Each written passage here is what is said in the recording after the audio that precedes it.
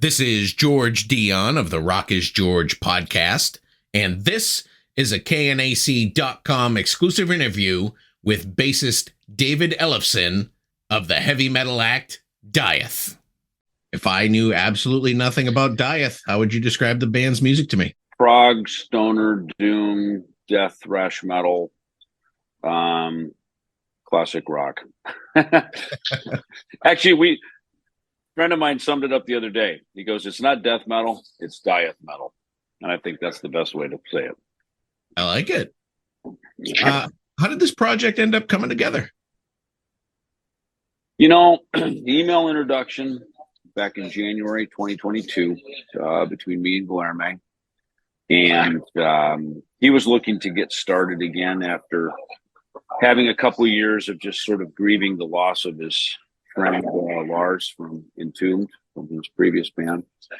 And he had been coming over here to Poland and started working on some new material with our drummer Michal, who had previously been in Decapitated. And so for them, it was just kind of a new day, a musical reset. And they were looking for a bass player, and a mutual friend of ours, Opus, from a band called Dead by Wednesday, from Connecticut, had connected me with them on email. And so look, it's January 2022, New Year. We're kind of coming out of COVID. The world's kind of opening up, so it was a fresh start, I think, for all of us. And the first track was In the Hall of the Hanging Serpents. It was a new sound. I'd not heard anything like that before. And I certainly know of death metal bands and things around. I've heard some of them. It's not a genre that I've been well steeped in, admittedly, black metal or death metal or any of this stuff. But I'm not a guy who puts labels on music, so I just play music, right? I was in Italy a few months back, and I'm sitting there with my Italian friends and go, "This is really great Italian food." And they just looked at me and they said, "Over here, we just call it food." And they're like, "Yeah, I guess so, right? Because once you're in Italy, it's just food. It's not Italian food, right?" Then I think it's the same thing with music. We don't. I think as musicians, we don't go, "Dude, it's metal," or "Let's go play some country," or "Let's go play some pop." You're just playing music, and I think that's what this is. And the first song, I flew over here to shoot a video for it, actually, a couple months later, in April of 2022. And that was, for In the Hall of the Hanging Serpents. We popped it up on my social media in July, one Thursday afternoon, just for the fun of it. And people were blown away. They're like, "Whoa, this is freaking cool, man." And look, it packs a pretty good punch. It comes at you pretty heavy and pretty hard, and I think people were excited to see that from me, because for me as well, it was a new day, a musical reset, new path for me in my post Megadeth era, and I think people were thrilled, to see me back at it, and honestly, I could have retired. I could have just said, "Nah, screw music. I've done it now for 40 years. I'm done," but then what am I going to do? I'm a lousy golfer. I got light skin, so I can't stay at the beach very long. So, I don't think retirement looks that good on me, So I was just like, what? Just make music. That's what musicians do. So here I am making more music. And the latest DIETH album is to Helen Back. It came out on June 2nd through Napalm Records. It's getting fantastic reviews. A lot of the songs seem a bit autobiographical for David Ellefson, I think. To Helen Back, Don't Get Mad, Get Even. And well, some songs kind of write themselves, don't they? And, it's funny. I had that lyric. I sent it over to Guilherme. He had that music and just magically just put it together. It was cool. And as we were in the studio putting it together, I was thinking about it being more of a sports anthem, kind of like a UFC knockout song, or like NHL. You go to hockey games in America, Canada, and they play a lot of hard rock and metal. It's that kind of sport, that deserves that kind of music. So, as we were putting it together, the drum intro, sort of the vocal idea, that's sort of how it developed into that. And even as we were shooting the video, it was this sort of, we took characters who were sort of down on their luck, kind of, maybe even by their own doing, the guy that's drinking and stuff, and finally decides, you know what, fuck this, and decides to make some changes in his life. And I think Don't Get Mad, Get Even is more about a battle cry. It's more about stepping up and, be the change you want to see in the world. And I think that is a message that resonates well with everybody, because we've all been sort of kicked at some point, maybe pushed down, held down. And that's the human spirit, man. Wants to prevail. It wants to rise up. And so that's really ultimately how we sort of landed with the video and the theme of the song. You take on lead vocals for the single Walk With Me Forever. And I'm kind of surprised, after all the projects you've been a part of, this is one of your first lead vocal roles. Yeah, it's, it's funny, behind you, I see the Ellefson Soto record, right? So, a lot of those songs and that record, I'll just speak to that for a minute. Me and Andy Martingelli were writing new material, and this was late 2020 into early 2021. And I sang, and as did Andy. We would demo up ideas, and but I knew I wasn't the right singer. Like, I just couldn't deliver those songs with the fortitude and just the delivery that it needed. So we call a professional. We call Jeff Scott Soto, right? Because that's what he does. He if you need a roaring lion to knock it out of the park, Jeff's the guy, right? So that began that really cool collaboration. And of course, I had the Lucid, and I mean, no finer vocalist than Vin Dombrowski from Sponge. I mean, just a quintessential rock star, cool guy, and just clever dude, So I've gotten to work with some amazing singers, both Metal Legions, with John Bush, Chuck Billy, Mark Asagata, and Andy Blythe, and on and on and on, right? So I've and Alyssa from Arch Enemy. I mean, look, I've gotten to work with some of the best in the business, so yeah, it's funny that my first band was a trio, right? When I was 12, right? Playing with my older brother's buddies, right? And so it's a 3-piece, and I'm one of the singers, right? Being the guitar player. So now here it is. It's funny. I'm all these years later, I come full circle. I'm in a 3-piece, and I'm one of the singers. And it happens. Look, I sent over the Heavy as the Crown, right? I wrote that. I sent it over to the guys, and right away they were like, "Oh my God, your voice is perfect for this." So, I've mentioned this before. I read the Kiss books, of course, the autobiographies, and reading Ace Frehley's thing, where he would always write songs, and Gene and Paul or the other guys in the band would sing his songs. And finally they just said, enough, like, you're going to sing your song. It's time you finally sing your song. It shocked me, of course. It was that first several albums into their career. And it changed the course of, I think, how we viewed Ace as a fan, right? So I kind of reference him a little bit on that, because I've been that guy. I write, and I'm not going to lie, it's hard to write for other people sometimes, because you're having to write a story that you're passionate about, but then you go, God, okay, is this guy going to actually sing this? And is it right for his delivery, for his persona? So I think on this one, Heavy as the Crown was a natural fit for me to sing. And I like that me and Guilherme duet it,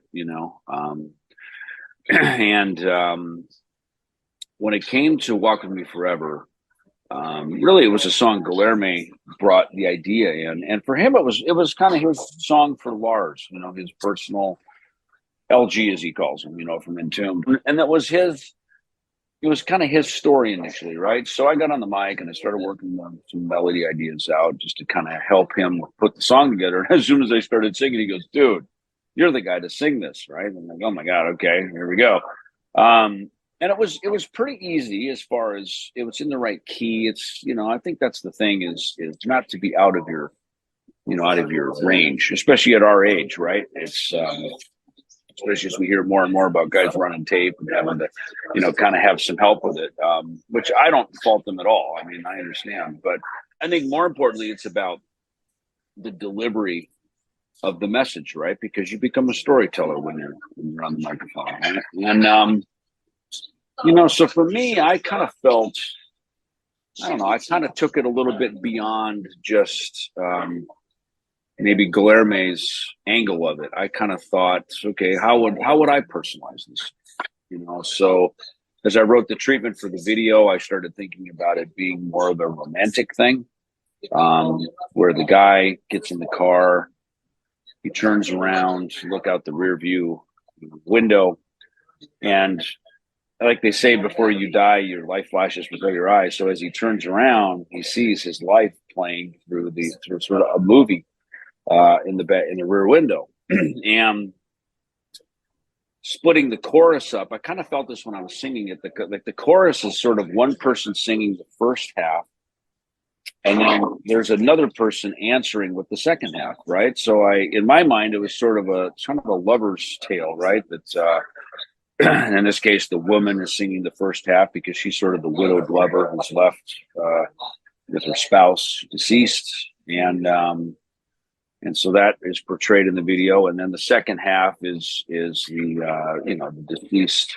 man in this case, who's he really is in forever. He's in eternity, right? So he's sort of beckoning for his his woman to join him in the afterlife, which of course will happen because none of us live forever on planet Earth, So it kind of gave this haunting, this sort of melancholy of the survivor left here on Earth versus, the person who's transitioned.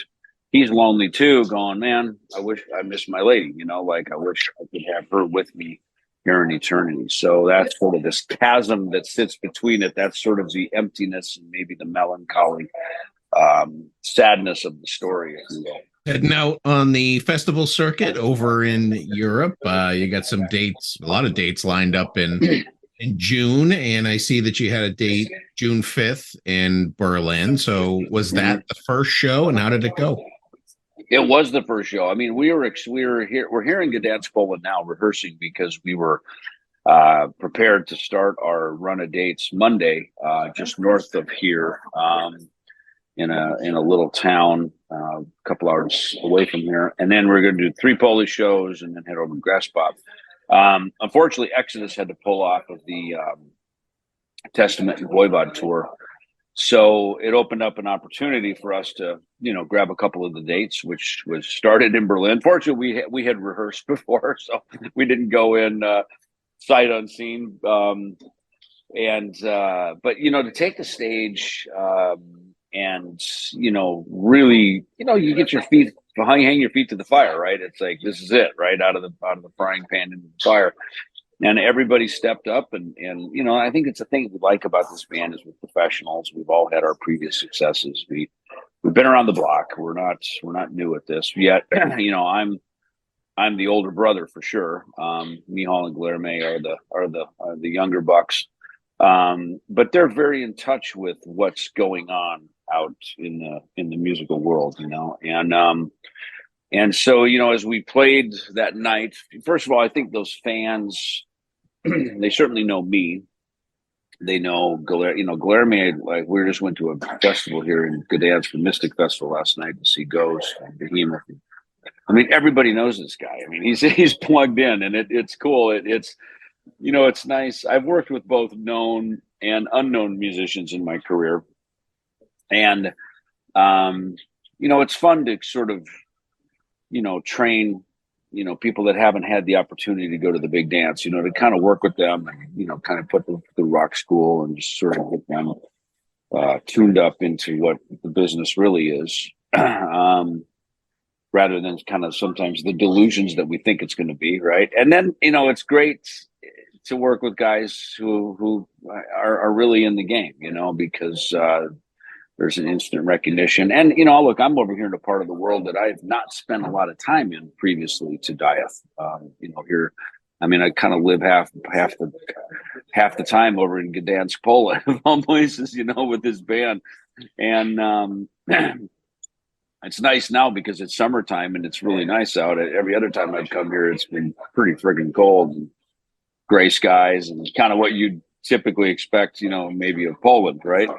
If you haven't spent much time here. But so, you know, for me, I think the whole thing about this band is it needs to live within this culture, at least at its early stages. Because, you know, one of the best descriptions I saw, you know, I see these things, death metal, thrash metal, black metal, you know, all this kind of stuff. And the best one I saw was Brazil, Poland, USA, right? Like they defined the three, you know, making it an international event, because that's what it really is. You know, the three of us represent our own nationalities.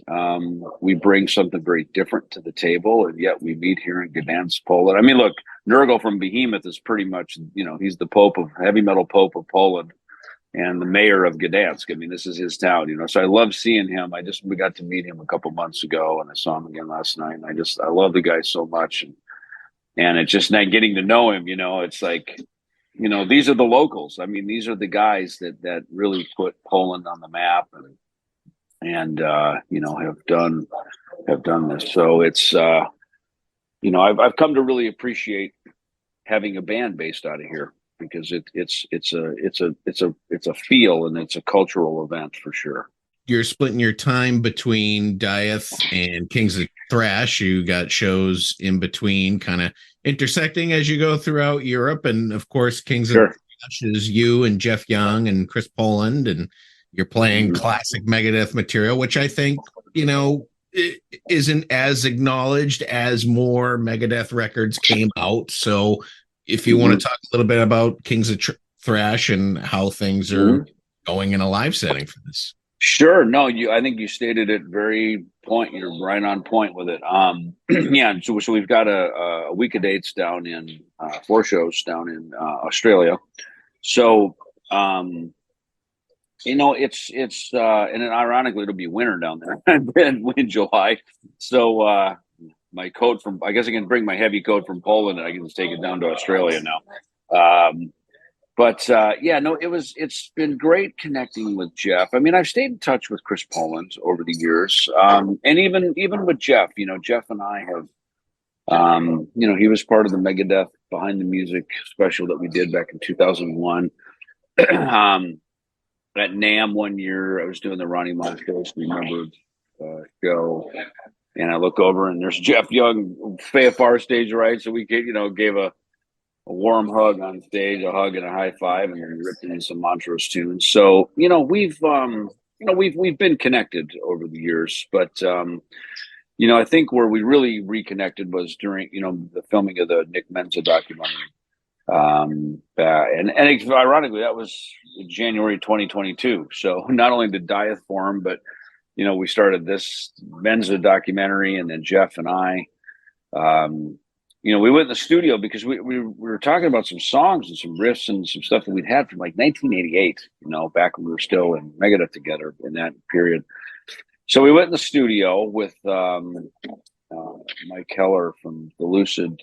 He's a great producer. He let us use the studio for a few days, and we you know, carved some ideas, some demos, and it was just cool to connect and, you know, just kind of see where we are all these years later after our journeys, you know, took us to other places and reconnect. And he called me one day, Chuck Wright, Quiet Riot famed as the ultimate jam night there at the Whiskey in Hollywood. And they were doing a tribute to the Big Four. And Jeff says, dude, you want to come out and jam a couple tunes? I said, you know, that actually looks like fun.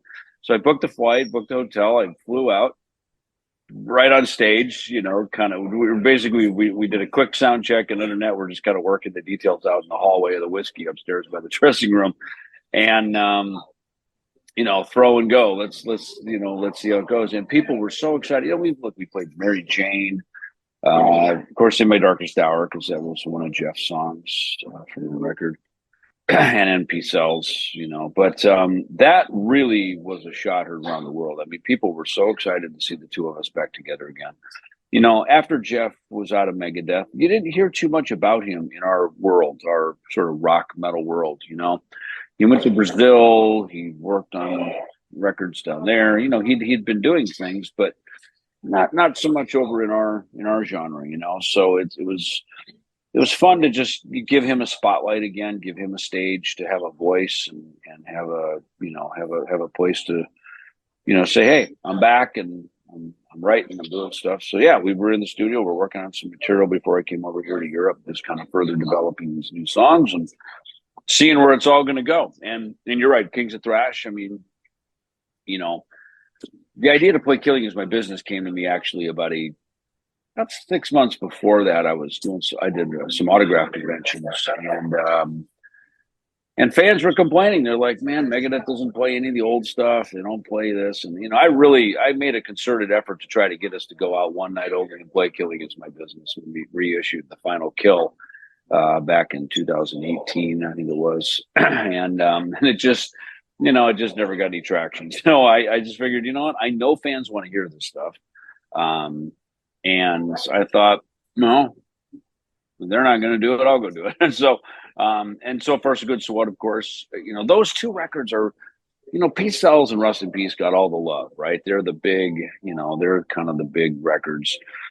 And so these other 2, sort of sit, before and in between those records. And yet, I meet people all the time that are just like, they love those records. They really, that's their age when they were getting into rock and roll, and those were the records that they heard. So I think it's fun to go play them. It's just a celebration, especially now this year. I mean, literally this week is kind of 40 years of Megadeth. This is really 40 years ago. Dave and I met with my friend Greg Handevitt. We moved from Minnesota and met Dave and started jamming, and Megadeth started. Really, it was this month. So you mentioned that you're working on some studio stuff with the Kings of Thrash. Obviously, it's gonna kind of play to the classic material you're out there playing now with them. Yeah, I mean, look, I think that's part of the thing is we're deciding, as we're writing new material, because we don't look. It doesn't have to be thrash. It doesn't even have to be, from a Megadeth origin, really, even though that was kind of the origin story. It doesn't have to sound like that, it should be us, who we are now today, I think, so we've decided Kings of Thrash for sure is this, playing the music of yesterday, for sure. And then we're just deciding now, okay, does this new music fit within that? Should it be Jeff Young and David Ellefson doing something together, Ellefson Young, Ellefson Soto, Ellefson whoever, I mean? So, I think that's kind of one of the fun things now is why not, like let it become its own thing. I mean, that's what we did with Diet. It just became its own thing.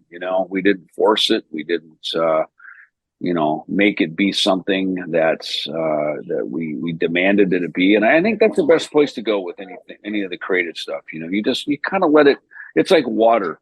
It creates rivers and creeks because it goes where it needs to go. And if the land and the rock isn't going to move, well, then it finds another path. And I think music is pretty much the same way. For a guy that contemplated retirement probably for a hot minute, you certainly have a lot of material over the last 12-month period. You have the Diet, you have the Thrash, the Lucid released an EP in January. You had Ellefson Soto back in November. Do you have anything else coming out in the future? Not that I know of, but then again, these emails show up like Diet did. The next thing you know, I'm in Gdansk, Poland, making a new album. So, I think probably the fun thing about this is now, let the phone ring and just let it take its own path. I guess just like the river finding its own way through the dirt, let it breathe and find its own way. And I think that's now, having pushed the big rock up the big hill all those years back, obviously with Megadeth and everything, it's Now it's less about that pursuit, and it's more about really just being present with the music and present with the people that I'm making the music with and enjoying it. It's like play music I like with people I like. That's been my motto now for the last few years, and I still stand by that. Well, you're certainly out there killing it, Dave. I appreciate you taking the time to talk about Dieth and their latest album, To Helen Back on Napalm Records, and of course, Kings of Thrash and everything else you have on your plate. And I wish you the best of luck of everything, and I hope to see you in the U.S. soon. Cool. Thank you, George. Appreciate it, man.